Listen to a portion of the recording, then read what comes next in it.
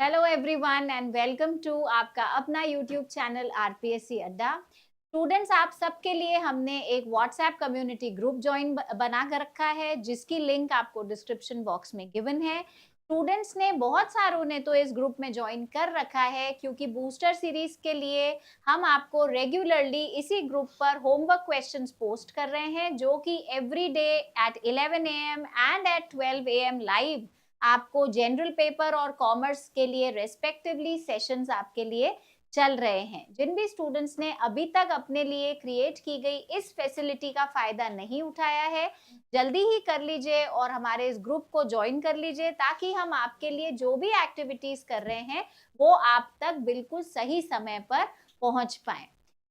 जिन भी स्टूडेंट्स की UGC net के पेपर्स की तैयारी चल रही है, आप सबके लिए एक 100% डेडिकेटेड फैकल्टी टीम हर समय ये प्रयास कर रही है कि आपका नेट इसी अटेम्प्ट में क्लियर हो जाए।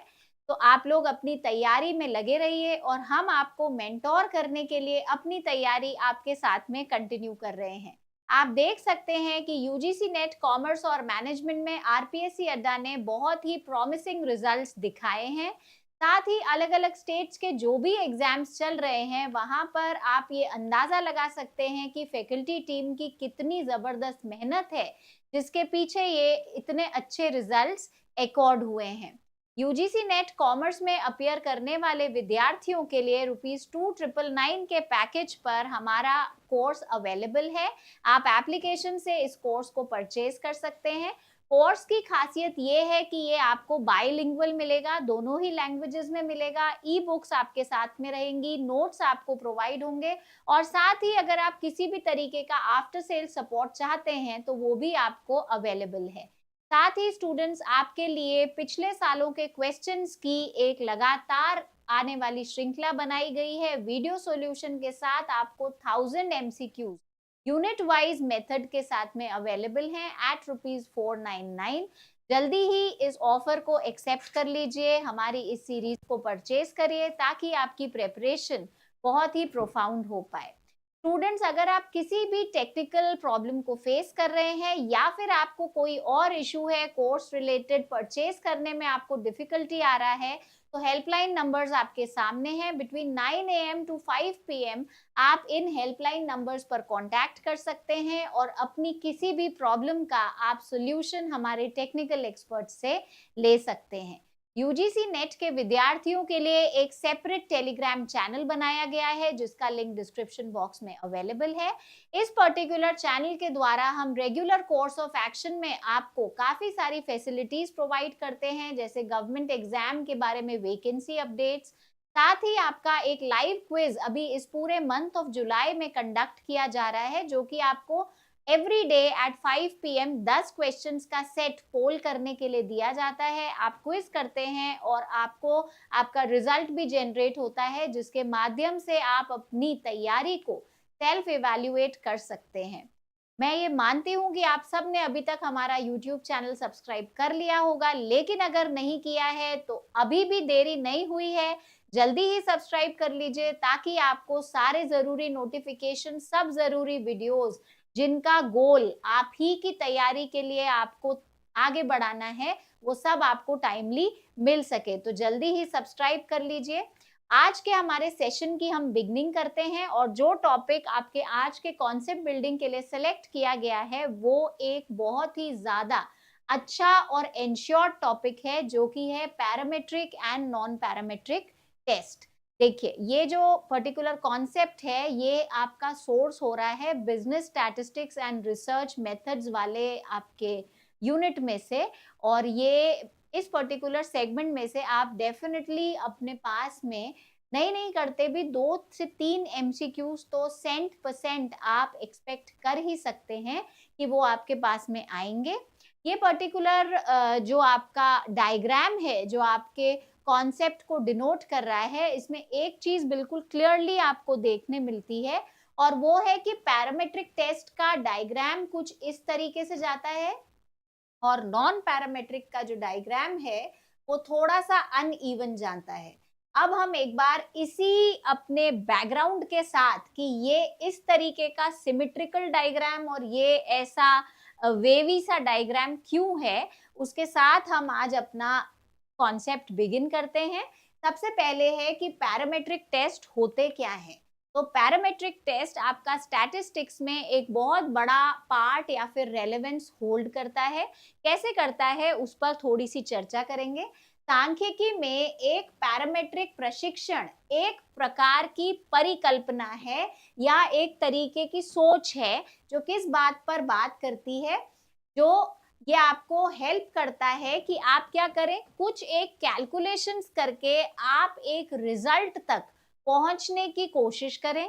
तो अगर यहाँ पर बोला जा रहा है कि ये एक परिकल्पना का प्रशिक्षण है जिसके माध्यम से आप कुछ एक रिलेटेबल चीजें आइडेंटिफाई कर पाते हैं, ढूंढ पाते हैं, तो ये बहुत सीधी सी बात है कि आपकी क्वांटिटेटिव एनालिसिस में ये आपको मदद करता है। इसके कई सारे एग्जाम्पल्स भी हैं या कौन से ऐसे टेस्ट हैं जो कि आपको यहाँ पर मदद करेंगे, वो सारे के सारे हमारे इस वीडियो का बहुत ही इम्पोर्टेंट सेशन है।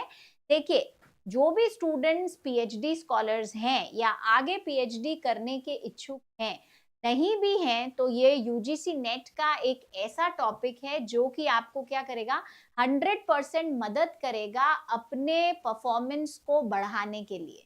साथ ही मैं आपको ये कहना चाहूंगी कि जो स्कॉलर्स हमारा ये प्रोग्राम देख रहे हैं, वीडियो सुन रहे हैं, आप सबके लिए भी ये बहुत ज़रूरी है कि आपको पता रहे कि किस तरीके की आइडियोलॉजी में कौन से ऐसे टेस्ट हैं जो कि ढूंढे जाते हैं। इनमें कैलकुलेशन बेस्ड रहता है। आपका जो प्रशिक्षण होता है पैरामेट्रिक में, वो पूरी तरीके से इसी आधार पर वर्क करता है कि आपको आपके पॉपुलेशन की अच्छी खासी जानकारी है और आपके लिए ये संभव है कि आप ढूंढ के आ पाएं कि आपने जो भी डेटा कलेक्ट किया है उस डेटा का सोर्स क्या रहने वाला है। अब देखिए कौन से पैरामेट्रिक टेस्ट होते हैं या फिर आपके पैरामेट्रिक टेस्ट के प्रकार क्या हैं। सबसे पहला है स्टूडेंट्स टी टेस्ट। तो यहाँ पर क्या है कि ये टेस्ट कब यूज किया जाता है, ये टेस्ट यूज किया जाता है जब आपके जो सैंपल होता है वो छोटा होता है। जब भी हमारा सैंपल स्मॉल साइज का होता है तब हम इस टेस्ट को यूज कर सकते हैं और साथ ही हमें हमारी जो पॉपुलेशन है उसके वेरिएंसेस जो हैं वो हमें पता नहीं है। फिर उसके बाद में क्या बात आती है कि ये टेस्ट आपको कंपेयर करने के लिए एक फैसिलिटी प्रोवाइड करता है। किसको कंपेयर करने के लिए?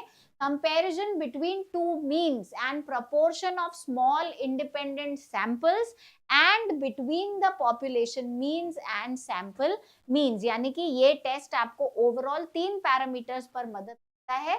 सबसे पहले तो 2 मीन्स के बीच में, फिर जो आपका स्मॉल सैंपल है उसके साथ में, और तीसरा between the population means and sample means. तो ये 3 इसके बहुत ही बड़े बड़े एक्सप्लेनेशंस हैं जो कि बहुत ही अनिवार्य है।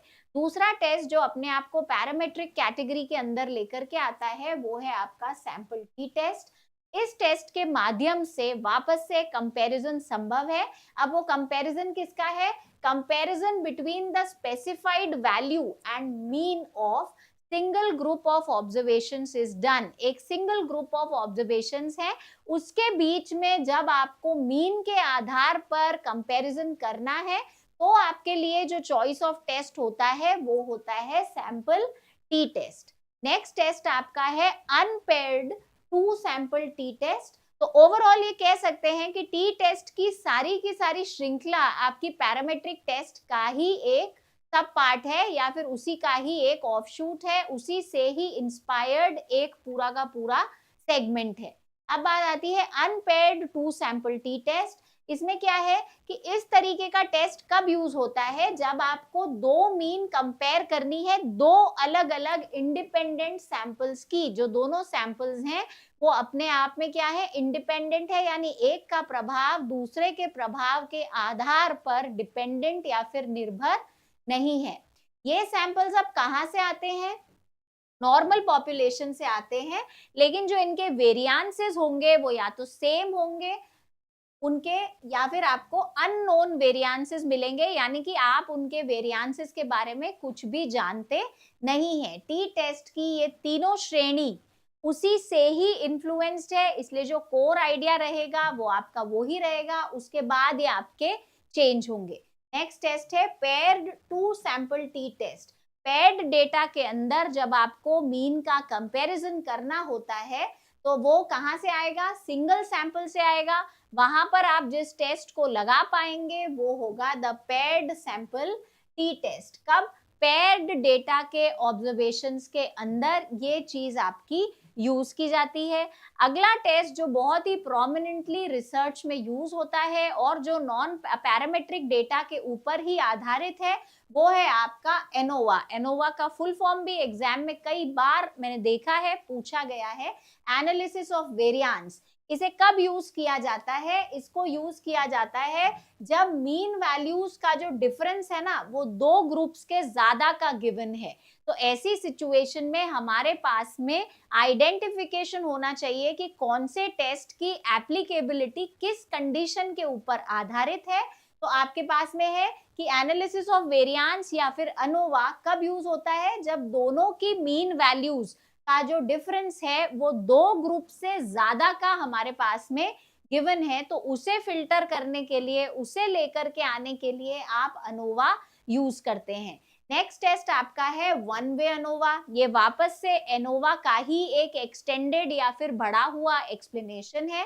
वन वे एनोवा क्या बोलता है कि जब आपको अलग अलग टेस्टिंग ग्रुप्स में एक फैक्टर को ही उसका डिफरेंस फैक्टर पता है कि ये उस आधार पर चल रहा है तो ये उस बेसिस पर यूज किया जाता है। तो यह परीक्षण तब उपयोगी होता है जब विभिन्न परीक्षण समूह केवल एक कारक से ही भिन्न होते हैं, यानी बाकी सारे कारक इनके सिमिलर हैं, सेम है, लेकिन एक कारक ऐसा है जो इनको एक दूसरे से अलग अलग डिक्लेयर करता है या फिर बनाता है। नेक्स्ट जो आपका पैरामेट्रिक टेस्ट है वो है टू वे अनोवा। एनोवा में आपका one way ANOVA, two way ANOVA और एनोवा खुद, ये तीन अलग अलग श्रेणियां चलेंगी। अब इसमें क्या आता है, दो तरफा में जब विभिन्न परीक्षण समूह दो या दो से अधिक कारकों से भिन्न होते हैं तो दो तरफा उपयोग किया जाता है। देखिए यहाँ पर क्या था, जब एक कारक है या एक फैक्टर है तो वन वे अनोवा लग रहा है, लेकिन उसी बनिस्पत जब यहाँ पर दो तरफा है तो उधर जो आपके घटक हैं, जो कारक हैं, जो बदलाव लेकर के आ रहे हैं वो क्या है, दो या दो से अधिक हैं, तो वहां पर आपका टू वे अनोवा वाला टेस्ट एप्लीकेबल हो जाता है। नेक्स्ट है पियर्सन कोरिलेशन कोएफिशिएंट। हम सब कोरिलेशन के बारे में जानते हैं, जब हम एक्स और वाई वेरिएबल्स की रिलेटेबिलिटी को पढ़ते हैं कि वो दोनों एक दूसरे से कितने ज्यादा रिलेटेड हैं, तब जो टेस्ट आपका लगता है वो लगता है पियर्सन कोरिलेशन टेस्ट। ये टेस्ट क्या यूज करता है, सबसे पहले तो ये हमारे दोनों वेरिएबल्स की स्ट्रेंथ को ढूंढने का प्रयास करता है कि दोनों वेरिएबल्स आपस में कितने ज्यादा बॉन्डेड हैं या दोनों का क्या कनेक्शन है, फिर वो कनेक्शन किस प्रकार का है। ये टेस्ट यूज करेगा for finding the relationship between two continuous and quantitative variables. उस सिचुएशन में ये सबसे ज्यादा लाभप्रद है जब आपके जो दो वेरिएबल्स हैं या दो घटक हैं वो दोनों कैसे हैं, निरंतर हैं, और मात्रात्मक चर के बीच संबंध खोजने में इसका पूरा का पूरा ये कार्य किया जाता है। तो उस आधार पर ये वर्क करता है। नेक्स्ट है हमारा जेड टेस्ट। तो जेड टेस्ट आपको दो मीन्स के बीच का जो डिफरेंस है, परीक्षण दो साधनों के बीच के डिस्टेंस को ढूंढने में बहुत अधिक सहायक है। उसके बाद बात आती है जेड प्रोपोर्शनैलिटी टेस्ट। तो ये आपको दो अलग अलग या दो भिन्न प्रपोर्शन में क्या जोड़ है उसको कैलकुलेट करने में आपको मदद करता है। इसी का ही जो तीसरा रेलेवेंट ऑप्शन आपका आता है कि इसका उपयोग किस में किया जा रहा है, समानुपातों के बीच में अंतर की गणना के लिए इसे यूज में किया जा रहा है। तो ये आपके सारे थे पैरामेट्रिक टेस्ट। आपने नोट किया होगा कि पैरामेट्रिक टेस्ट में एक चीज थी जो बहुत ही क्लियर कट दिखाई दे रही थी, और वो क्या थी कि आप इन सारे की ही पॉपुलेशन में से डेटा लेकर आ रहे हैं, आपके लिए संभव है, और फिर उसी की कैलकुलेशन को आगे आगे आगे निरंतर बढ़ाते जाया जा रहा है। अब आता है कि पैरामेट्रिक टेस्ट के जो एप्लीकेशंस हैं वो एप्लीकेशंस क्या-क्या हैं या फिर इसके क्या उपयोग हैं। सबसे पहली बात कि ये टेस्ट कब हो पाता है, जब हमारे पास जो डेटा है वो क्वांटिटेटिव है, यानी मात्रात्मक है, हम उसे कैलकुलेट कर सकते हैं, उसे गिन सकते हैं, काउंट कर सकते हैं, और साथ ही जब ये निरंतर हो रहा है, ऐसा नहीं है कि सालों में कभी एक दिन इस तरीके का डेटा रिवील होगा, नहीं, इसकी जो हैपनिंग इवेंट है वो हमें क्या दिख रही है, कंटिन्यूअस बेसिस पर दिखाई दे रही है। दूसरा क्या है कि ये डेटा नॉर्मल डिस्ट्रीब्यूशन का है। नॉर्मल डिस्ट्रीब्यूशन का है यानी कि आपने पहले ग्राफ देखा था जो स्टार्टिंग में था, वो आपका नॉर्मल डिस्ट्रीब्यूशन का ग्राफ था, ऐसा करके बेल शेप उसमें बन रहा था। तो ये डेटा जो है ये इस तरीके के डिस्ट्रीब्यूशन के साथ में काम करता है। जब डेटा सामान्य वितरण का होता है तो इस परीक्षण का उपयोग किया जाता है। नेक्स्ट है पैरामीट्रिक टेस्ट, हमें तब मदद करते हैं जबकि हम ये एस्टिमेट कर रहे हैं अप्रोक्सीमेट रेशियो या फिर आपके जो इंटरवल स्केल्स ऑफ मेजरमेंट है उस पे आप कार्य कर रहे हैं। पैरामीट्रिक टेस्ट तब सहायक होते हैं जब डेटा का अनुमानित अनुपात या फिर माप के अंतराल पैमाने पर लगाया जाता है। तो जब इसकी पॉसिबिलिटी रहती है तब हम इस कार्य को बहुत अच्छे तरीके से कर पाते हैं। तो ये आपका ओवरऑल पैरामीट्रिक टेस्ट को यहाँ पर सारे जो जरूरी पॉइंट्स हैं उन्हें टच करके इस पूरे उसमें रिकॉर्ड किया गया था इस स्लाइड्स के अंदर, कि ये सारी बातें तो हमें पता होनी ही चाहिए। स्टूडेंट्स, आपकी अगर इस पर्टिकुलर सब्जेक्ट की तैयारी अच्छी करनी है तो यहाँ पर जो मैंने आपको अभी इंफॉर्मेशन बताई है उस पूरी की पूरी इंफॉर्मेशन के हर एक पॉइंट पर, हर एक बुलेट पर कोई ना कोई एमसीक्यू आ सकता है, किसी भी एंगल को लेता हुआ, किसी भी एंगल के थ्रू बात करता हुआ। तो आप उस पर डेफिनेटली फंक्शन करें कि ये कैसे उस चीज को वर्क कर रहा है। नेक्स्ट है जो कैटेगरी है वो है नॉन पैरामेट्रिक की, और इसके बाद हम इन दोनों के डिफरेंसेस भी करेंगे कि कैसे आपका ये पूरा का पूरा जो जोन है वो क्लियर हो रहा है। नॉन पैरामेट्रिक टेस्ट, अब इसमें किसी भी तरीके के पॉपुलेशन के डिस्ट्रीब्यूशन की आवश्यकता नहीं है। आपने पहले जो टेस्ट किया था पैरामेट्रिक वाला उसमें पॉपुलेशन चाहिए था, पॉपुलेशन में से ही डेटा निकल करके आता है, लेकिन नॉन पैरामेट्रिक टेस्ट में आपके पास में पॉपुलेशन डिस्ट्रीब्यूशन को ये रिक्वायर नहीं करता है, which is meant by distinct parameters. तो ये क्या पैरामीटर्स हैं? It is a kind of hypothesis test. Hypothesis क्या होती है कि आप एक अजम्पशन, एक पोस्टुलेट, एक प्रीमाइस लेकर के चल रहे हैं कि हमारी पूरी रिसर्च के दौरान ये कार्य इस तरीके से हो सकता है, ये संभावित है अथवा असंभावित है। इसी श्रृंखला में बहुत सारी details, null hypothesis, alternate hypothesis, accepting the hypothesis, rejecting the hypothesis, बहुत सारी चीजें हैं। पर अगर हम इसको बहुत ही टू द पॉइंट करके पढ़ें तो ये क्या बोल रहा है आपको कि इसके अंदर नॉन पैरामेट्रिक टेस्ट में the test is based on the differences in median, जबकि वहां पर हम किसकी बात कर रहे थे, मीन की बात कर रहे थे। यहाँ पर जो आपका नोशन जा रहा है वो मीडियन जा रहा है। तो इस तरीके के टेस्ट को दूसरा नाम जो इसका बोला जाता है वो है डिस्ट्रीब्यूशन फ्री टेस्ट। इसे डिस्ट्रीब्यूशन फ्री टेस्ट के नाम से भी जाना जाता है। इसमें टेस्ट वेरिएबल्स जो हैं वो नॉमिनल या फिर ऑर्डिनल लेवल पर डिटरमिन किए जाते हैं। नॉमिनल या ऑर्डिनल लेवल यानी गुणवत्ता के आधार पर इसे सर्च किया जाता है। अब आपके अगर जो इंडिपेंडेंट वेरिएबल्स हैं जिस पर आप काम कर रहे हैं वो सारे के सारे कैसे हैं, नॉन मेट्रिक है, तो वहां पर आपके पास में कोई और उपाय नहीं बचता है, आपको नॉन पैरामीट्रिक टेस्ट को ही वहां पर यूज या फिर परफॉर्म करना पड़ेगा। तो ये सारे आपके की पॉइंट्स थे। मैं कुछ एक की स्टेटमेंट्स यहाँ पर भी आपके लिए अंडरलाइन कर देती हूँ। जनसंख्या वितरण की आवश्यकता नहीं होती है, सबसे पहली इसकी कैरेक्टरिस्टिक। उसके बाद में ये परिकल्पना परीक्षण भी है जो किसी पर्टिकुलर हाइपोथेसिस या फिर पोस्टुलेट पर आधारित नहीं है। गैर पैरामीट्रिक परीक्षण जो है वो किसमें अंतर ढूंढता है, माध्यमिका में अंतर ढूंढता है या फिर मीडियन के हिसाब से इसको देखता है, इसलिए इसको क्या बोला जाता है, वितरण मुक्त परीक्षण।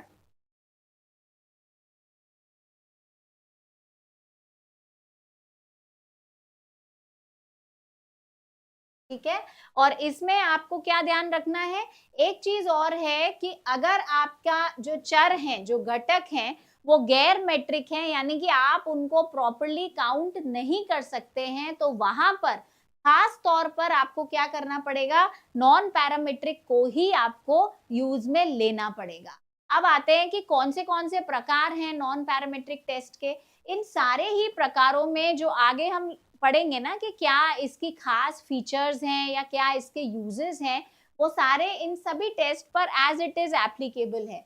सबसे पहला है वन सैंपल साइन टेस्ट। यहाँ पर जो मीडियन है वो कैलकुलेट हो रहा है और उसी को ही आप टारगेट वैल्यू या रेफरेंस वैल्यू, यानी कि हमने कोई स्टैंडर्ड सेट किया है, उस स्टैंडर्ड से हम इसी का ही मिलान करने का प्रयास कर रहे हैं।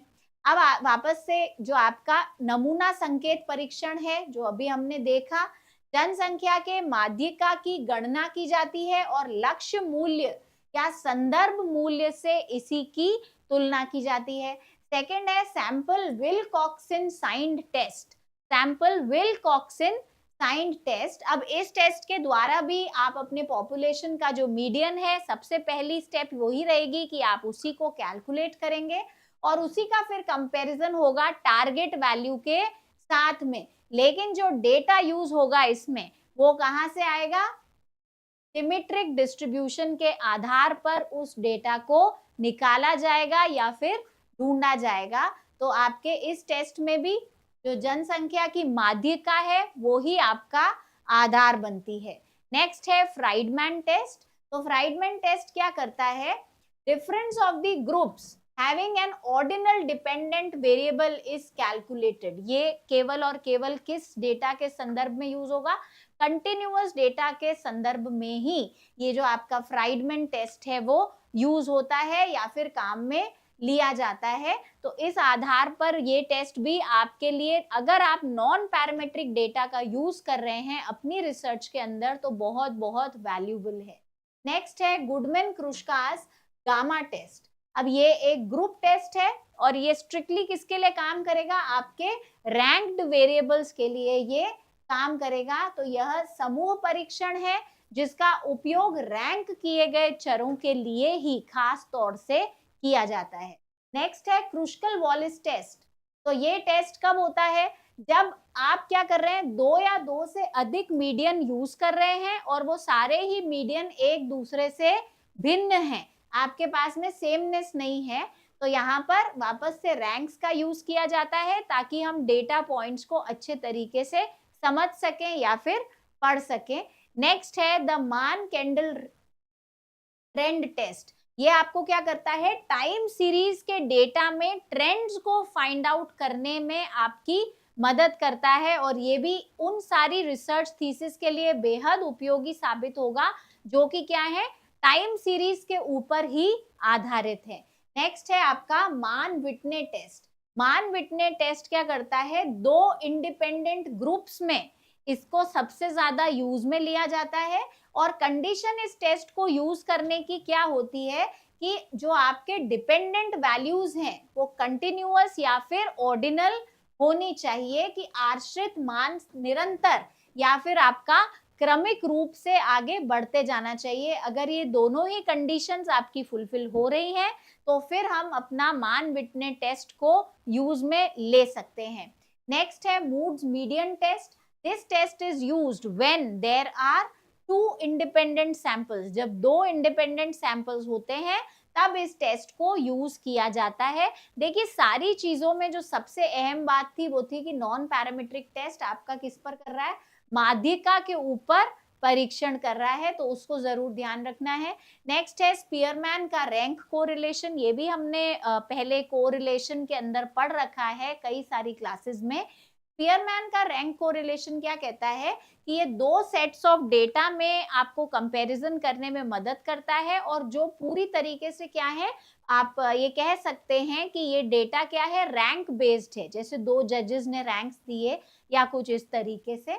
अब इसकी एप्लीकेशन क्या है या फिर गैर पैरामीट्रिक टेस्ट कहाँ कहाँ पर उपयोग में लिया जाता है। सबसे पहले in case of solid mixing two study the sampling results. जब आपको सैम्पलिंग रिजल्ट्स को पढ़ना है और आपके पास में जो सैंपल है उसके फीचर्स को आपको अध्ययन करना है। ठोस मिश्रण के फॉर्म में वो दिए गए हैं, यानी कि हम उन्हें अलग अलग एकदम इजी तरीके से नहीं कर पा रहे हैं। तो वहां पर फिर इस तरीके के टेस्ट हेल्पफुल हैं जब आपके पास में जो मेजरमेंट स्केल्स हैं वो अलग अलग प्रकार के हैं। आपके पास एक आइडियल समान एक जैसा आपके पास में स्केल अवेलेबल नहीं है। यह परीक्षण तब सहायक होते हैं जब डेटा का अनुमान विभिन्न प्रकार के माप पैमानों के आधार पर लगाया जाता है। फिर तीसरा कि नॉन पैरामीट्रिक टेस्ट कब यूज होते हैं, जब आपको पॉपुलेशन का जो डिस्ट्रीब्यूशन है या जहां से वो सोर्स से निकल करके आ रही है, जब आपको उसके बारे में ही पता नहीं है, तब आप उसको यूज कर सकते हैं। फिर एक बहुत इंपॉर्टेंट सेगमेंट आपके वीडियो का ये रहेगा कि आपको एक इस कॉन्सेप्ट में दोनों में डिफरेंस पता होना बहुत ज्यादा जरूरी है कि पैरामेट्रिक और नॉन पैरामेट्रिक के बीच में अंतर क्या है। तो सबसे पहले ये होता क्या है, तो पैरामेट्रिक टेस्ट कुछ एक ऐसे टेस्ट होते हैं जो एक स्पेसिफिक डिस्ट्रीब्यूशन को यूज करते हैं, नॉर्मल डिस्ट्रीब्यूशन को। यहाँ पर किसी एक नॉर्मल डिस्ट्रीब्यूशन को इन्होंने यूज नहीं किया है, इनका डिस्ट्रीब्यूशन किसी स्पेसिफिक डिस्ट्रीब्यूशन के आधार पर नहीं होता है। दूसरा डेटा टाइप, यहाँ पर हमें न्यूमेरिकल डेटा की आवश्यकता है ताकि हम क्या करें, आगे का जो हमारा बेल कर्व है जो मैंने आगे बनाया था वो बन सके। यहाँ पर आपको किसी भी तरीके के डेटा टाइप की जरूरत नहीं है, यानी कि आपको अलग अलग डेटा टाइप, रैंकिंग, कैटेगरी या रिस्पॉन्सेज जो भी आपको गिवन है, आप उस आधार पर इस टेस्ट को क्रिएट कर सकते हैं या फिर इसका सृजन कर सकते हैं। नेक्स्ट है कि आपको इसको कब यूज करना है, तो आप इसे यूज करेंगे लार्ज सैंपल्स में, जो कि हमारे टेस्ट हमने आगे अभी पढ़े थे, टी टेस्ट और पेड सैंपल 1, सैंपल 2 सैंपल वगैरह सारे जेड टेस्ट, उनकी रिक्वायरमेंट को यदि ये पूरा करता है तो आप इसको यूज कर सकते हैं। नॉन पैरामेट्रिक अधिकतर स्मॉल सैंपल्स के लिए यूज होता है, या फिर बोला जाए तो इसकी कोई खुद के पैरामीटर्स इस संदर्भ में नहीं है, लेकिन ये स्मॉल डेटा बेस्ड टेस्ट है। फिर आते हैं कि एग्जाम्पल क्या है। एग्जाम्पल के तौर पे हमने ऑलरेडी अभी बहुत बड़ा सा वो पढ़ा है कि कौन से टेस्ट किस किस टेस्ट के अंदर आते हैं। तो आपका टी टेस्ट, फिर एनोवा, इधर देखें तो मान बिटने टेस्ट, क्रूशकल वॉलिस टेस्ट। फिर आता है जो नेक्स्ट पॉइंट है वो है कि सेंसिटिविटी टू आउटलायर्स, यानी कि जो बाह्य सारे पैरामीटर्स हैं उनके लिए ये कितने ज्यादा सेंसिटिव हैं या फिर ये कितना रिस्पॉन्स उनको करते हैं। तो ये इस तरह आपको देखना है कि more likely to be affected by unusual या फिर एक्सट्रीम वैल्यूज। जो एक्सट्रीम वैल्यूज होती हैं, जो बहुत डिस्टेंस वैल्यूज होती हैं, उनका प्रभाव यहाँ पर हमें दिखता है, लेकिन ये आउटलायर्स या फिर अनयूजुअल डेटा से इतना ज्यादा प्रभावित नहीं होता है नॉन पैरामेट्रिक टेस्ट। तो ये इसका एक एडवांटेज भी है, इसका एक लाभ भी है।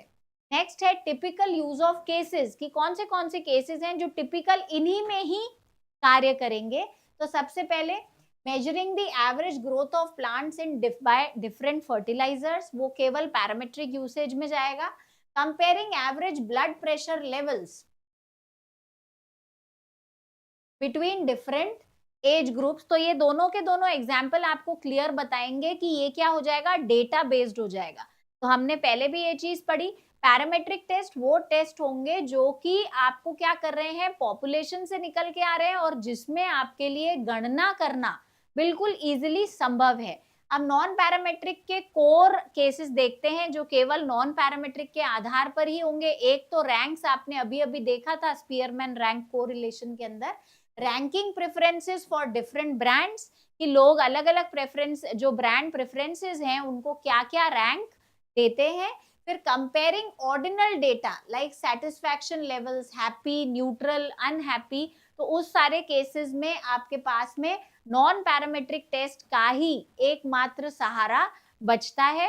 अब है कि इनकी जो आपकी प्रॉपर्टीज हैं पैरामेट्रिक और नॉन पैरामेट्रिक की, उन प्रॉपर्टीज के आधार पर इनके डिफरेंसेस को कैसे समझा जा सकता है। सबसे पहली प्रॉपर्टी है कि अजम्पशंस, तो आपका जो पैरामेट्रिक टेस्ट है वो अजम्पशंस के ऊपर आधारित है, जबकि यहाँ पर किसी भी तरीके की अजम्पशन की बात नहीं है। आपको अगर ध्यान हो तो जहां पर हमने नॉन पैरामेट्रिक टेस्ट की शुरुआत की, वहां पर एक लाइन आई थी हाइपोथेसिस के संदर्भ में कि यहाँ पर तो आप हाइपोथेसिस 100% बनाते हैं, लेकिन नॉन पैरामेट्रिक के अंदर आपका हाइपोथेसिस का जो बेस है वो कई बार आप लेकर के चलते हैं, लेकिन आप लेकर के चलेंगे ही, ये बिल्कुल भी अनिवार्य नहीं होता है। फिर है सेंट्रल टेंडेंसी वैल्यू कि किस आधार पर सारे टेस्ट चलेंगे, तो यहाँ पर चले थे मीन वैल्यू के आधार पर, नॉन पैरामेट्रिक में चलेंगे मीडियन की वैल्यू के आधार पर। फिर बात आई थी कि कोरिलेशन किसका कहां पर एप्लीकेबल होगा, तो आपके पैरामेट्रिक टेस्ट में पियर्सन चलेगा और नॉन पैरामेट्रिक टेस्ट में स्पीयरमैन कोरिलेशन चलेगा। क्यों? क्योंकि स्पीयरमैन का जो कोरिलेशन था वो था रैंक बेस्ड, और हमारे पास में यहाँ पर रैंक की सबसे बड़ी एक एडवांटेज है। फिर प्रोबेबिलिस्टिक डिस्ट्रीब्यूशन, यहाँ पर आपके पास में है नॉर्मल, इधर है आर्बिट्ररी। नॉर्मल डिस्ट्रीब्यूशन यानी कि आपको आपके शेप का अंदाजा रहेगा कि आप किस तरीके के टेस्ट को क्या करके प्रूव करना चाह रहे हैं, और इधर आपके पास एक आर्बिट्ररी डिस्ट्रीब्यूशन या फिर एक सिंपल सॉर्टेड डिस्ट्रीब्यूशन आपका नहीं चलता है। पॉपुलेशन की नॉलेज सर्टेनली हमें पैरामेट्रिक में चाहिए, लेकिन नॉन पैरामेट्रिक के टेस्ट में आपको किसी भी तरीके की पॉपुलेशन की प्रिलिमिनरी नॉलेज की आवश्यकता नहीं है, क्योंकि इसका आधार ही यही है कि हमारे पास पॉपुलेशन की जानकारी थोड़ी सी कम है। नेक्स्ट है यूज्ड फॉर, यहाँ पर इंटरवल डेटा और इधर आपका है नॉमिनल डेटा, तो दोनों के ही डेटा वाइज डिफरेंसेस भी बहुत बड़े हैं। फिर आता है कि एप्लीकेबिलिटी क्या है, तो ये वेरिएबल्स के आधार पर चलता है, ये एट्रीब्यूट एंड वेरिएबल्स दोनों के आधार पर चलता है। तो अगर हम देखें कैलकुलेशन बेस्ड भले ही आपके पैरामेट्रिक टेस्ट हैं, यहाँ पर भी कैलकुलेशन है, लेकिन आपके पास में आपका पॉपुलेशन का जो सोर्स फील्ड है वो क्लियर नहीं है। फिर एग्जाम्पल आप सब वैसे ही जानते हैं, Z test, T test etcetera, Kruskal Wallis, Mann Whitney etcetera, ये सारे के सारे हमारे टेस्ट हैं। तो ओवरऑल पैरामेट्रिक और नॉन पैरामेट्रिक टेस्ट की जानकारी आपको मैंने आज के इस सेशन में दी। ये जो आपका पूरा का पूरा सेशन था पैरामेट्रिक नॉन पैरामेट्रिक टेस्ट का, ये बेहद इंपॉर्टेंट है, क्योंकि इसी के माध्यम से आप क्या करेंगे, अपना एक बहुत बड़ा सेक्शन एग्जामिनेशन का कवर अप कर सकते हैं। Thank you so much for watching the video till the end. Stay connected for more videos in the same series. Thank you.